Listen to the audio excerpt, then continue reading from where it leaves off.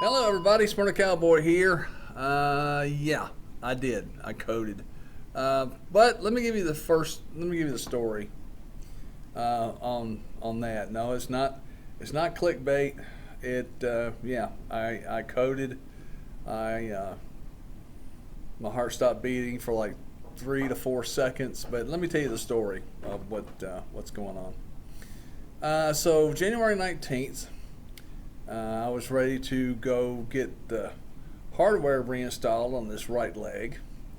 But a couple of days before, I was so much out of breath, I couldn't hardly go anywhere. I could get up, get to the walker, and if I went, maybe eight foot, I was gasping for breath. My heart rate was jumping. I couldn't get any oxygen. So we decided to wait until that morning when we reinstalled the hardware. So that's what we did. We got into the car, went down to Vanderbilt, and that's me sitting in the surgery waiting area there to reinstall my hardware. And I'm going to insert some of my wife's communication back and forth through Facebook to all our family and friends, to let you know, look at the severity of what had happened. So when I got down there to get the hardware reinstalled, the anesthesiologist said, no, we're not going to do this. If he needs to go to the ER, he needs to go now. So when I go to the ER to get evaluated, that's when everything just went completely downhill. Well, I was diagnosed with a saddle pulmonary embolism. What that is, I'll put a link in the description if you don't know what that is. Shoot, I hardly even know what it is.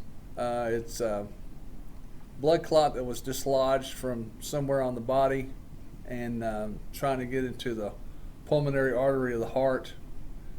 And well, I'll just put the link there so you can see exactly what it is. Well, it's potentially deadly. So once they got me to the ER, I coded. Was lost a heartbeat for 2 to 3 seconds, 3 to 4 seconds.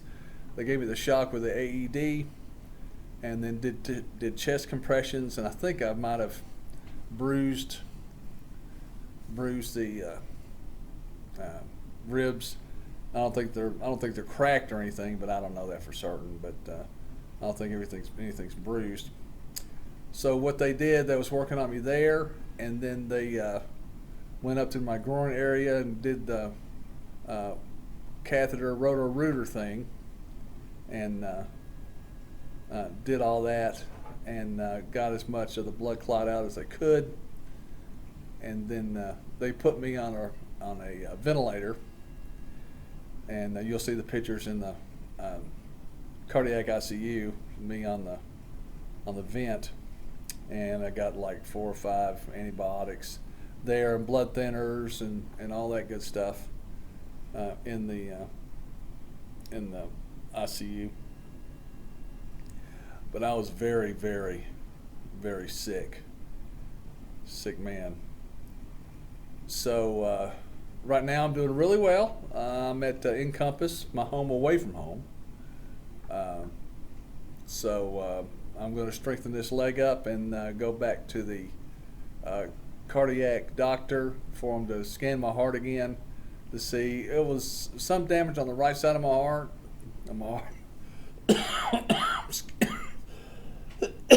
Pardon me.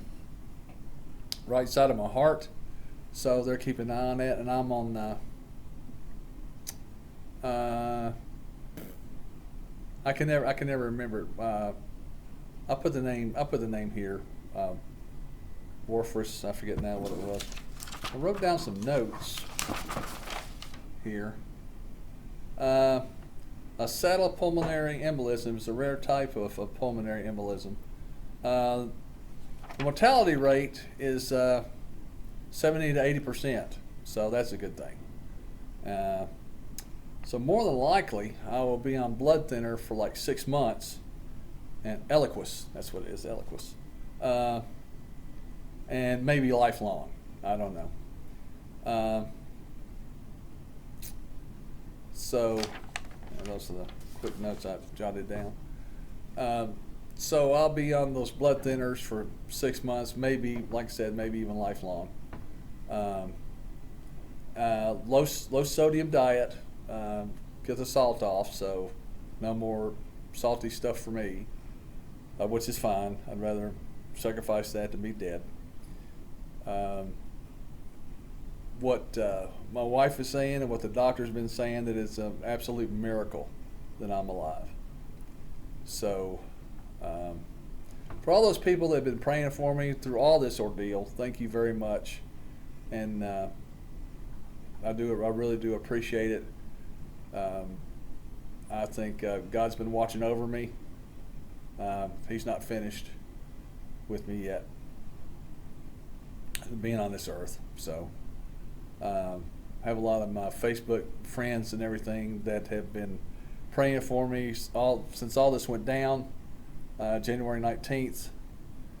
So I don't know how near death a man could be without dying. That's twice. So the explosion, and then the pulmonary embolism. So I have been very, very fortunate, very lucky to have survived both of these things.